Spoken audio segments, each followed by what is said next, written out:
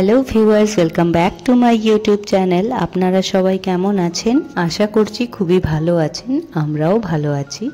দিনটা হলো বৃহস্পতিবার, তো কয়েকদিন ধরে ব্লগ দিচ্ছি না, কিন্তু টানা শ্যুট করে চলেছি। তো সেই ব্লগগুলো এক এক করে আমি আপনাদের সামনে আনবো। তো এইটা হচ্ছে বৃহস্পতিবার দিনকের ব্লগ। তো সকালবেলা আমার পুজো হয়ে গেছে। তো পুজোটা দেখলেন কত সুন্দর করে করলাম। সব কাপড়, ঠাকুরের আসনে যে কাপড়গুলো থাকে সেগুলোকে চেঞ্জ করে দিয়ে নতুন কাপড় পেতে ওইখানে ঠাকুরদের বসিয়ে তারপর পুজোটা সেরে নিলাম। ঘট পাতলাম মা লক্ষ্মীর সামনে। তো সেই সব কমপ্লিট করে তারপর কয়েকটা কাপড় কাচা হয়েছিল, স্নানের আগেই কাচা হয়েছিল, কিন্তু পুজো হওয়ার পর আমি এখন এসছি মেলতে।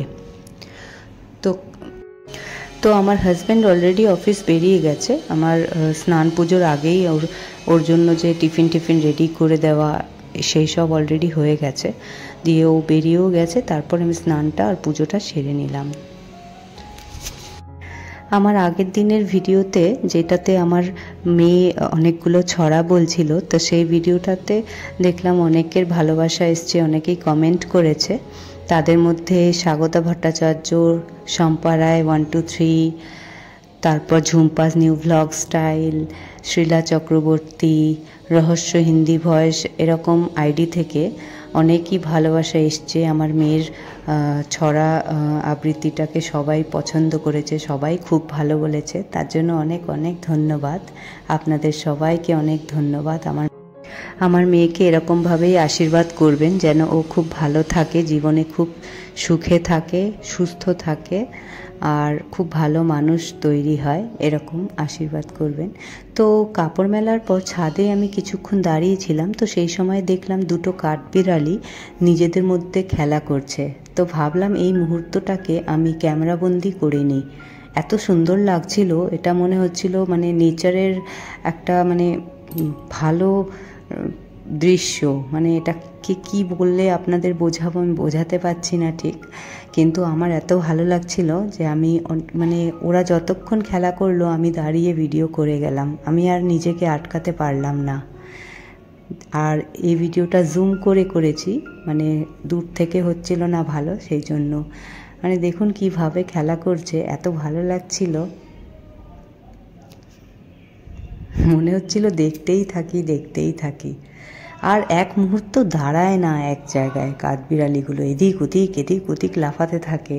এত মানে শরীর ওদের এতটাই মানে কি বলবো অ্যাক্টিভ যে মানে এক মুহূর্তে এখান থেকে ওইখানে জাম্প করে যাবে, এরকমভাবে পালায়।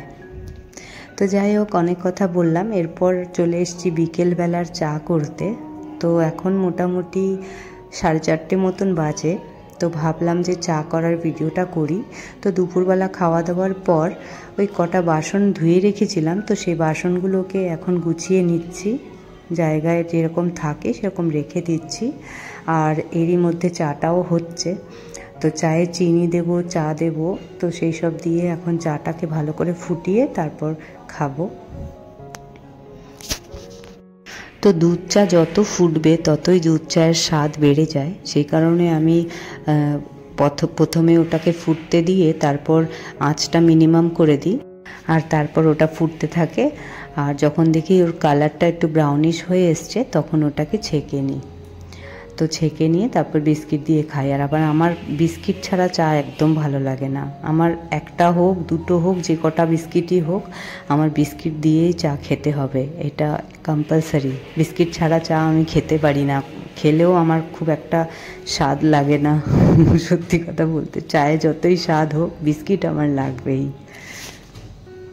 তো কটা নাইস টাইম বিস্কিট ছিল কোকোনাট ফ্লেভারে, তো ওটা বেশ ভালো লাগে খেতে, ওটা দিয়েই চা খেয়ে নিলাম। তো চা খাওয়ার পর ভাবলাম যে ঘরটাও একটু ঝাড় দিয়ে নিই। এখন তো আস্তে আস্তে দিন ছোট হচ্ছে। তো আগে যেরকম 6:30 এরকম নাগাদ সন্ধে হতো, এখন ওই 6:15 নাগাদ, 6:08 থেকে 6:15 নাগাদ সন্ধে হয়ে যায়। তো আমরা যেহেতু অনুকূল ঠাকুরের ভক্ত, তো আমাদের ওই সন্ধ্যের টাইমিংটা হচ্ছে এখন 6:08। তো ওই সময়টাই সন্ধে দিতে হয়, তার আগে ঘরটা একটু ঝাড় দিয়ে নিতে হয়। তো সেই কারণে আমি ঝাড় দিয়ে নিচ্ছি। আর এই যে সন্ধ্যের টাইমিংটা এটা এরিয়া ওয়াইজ ভ্যারি করে, এখানে 6টা 8 হলে অন্য কোথাও সেটা 6টা 15 হতে পারে। তো এটা এরিয়া ওয়াইজ, তো আমাদের এরিয়া ওয়াইজ এটা 6টা 8-এ হয়। তো সেই সময়টাই আমি সন্ধে দিই। আর এদিকে দেখছেন জামা কাপড় কটা ছিল, তো সেই জামা কাপড়গুলো ভাঁজ করে নিচ্ছি।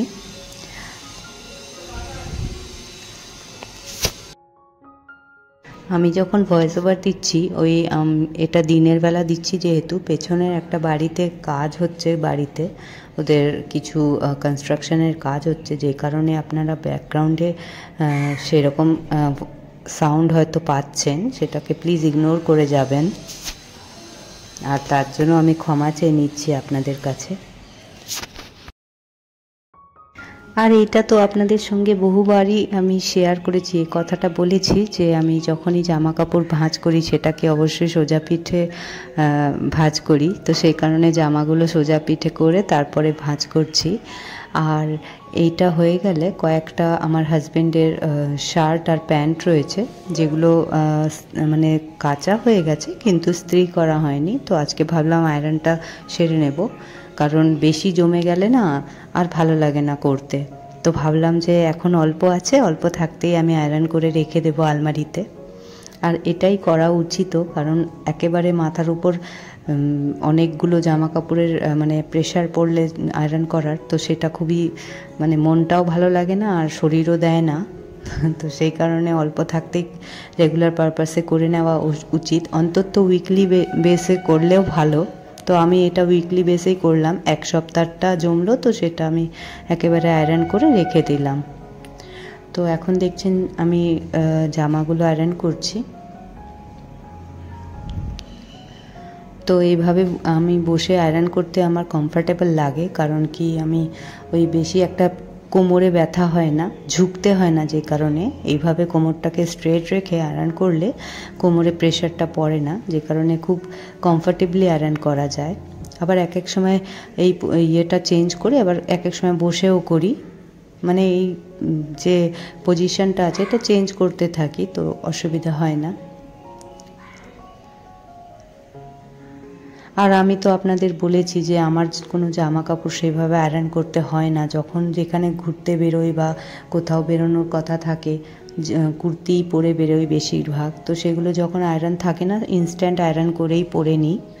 তো সেই জন্য আমার আলাদা করে আয়রন করে রাখতে হয় না, কারণ কি খুব একটা তো বেরোইও না কোথাও, সারাদিন তো বাড়িতেই থাকি, আর সেই তো পরি ঘরে পরার জামা কাপড়, সেগুলো কি আবার কি আয়রন করব। তো সেগুলোতে প্রয়োজন হয় না, শুধু হাজব্যান্ডের জামা কাপড়গুলোই বেশিরভাগ আয়রন করতে হয়, তো সেগুলোই আমি করি।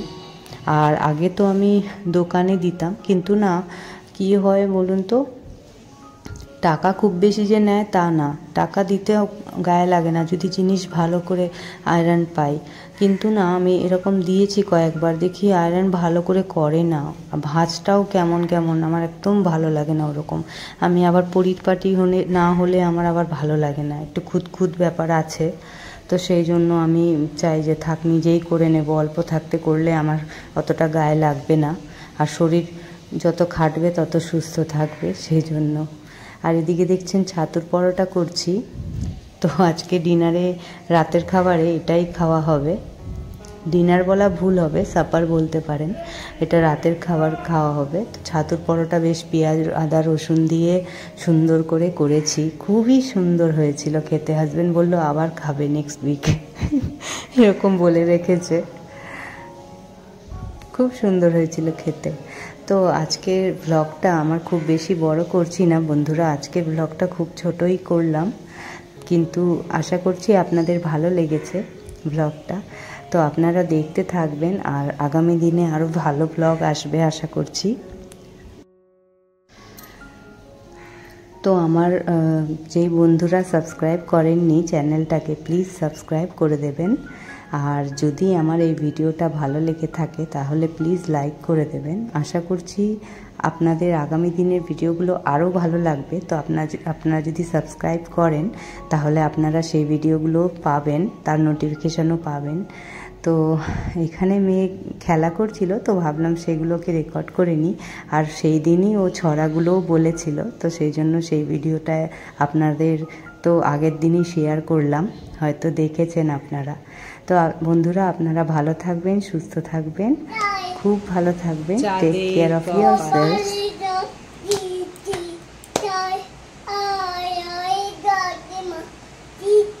আচ্ছা আচ্ছা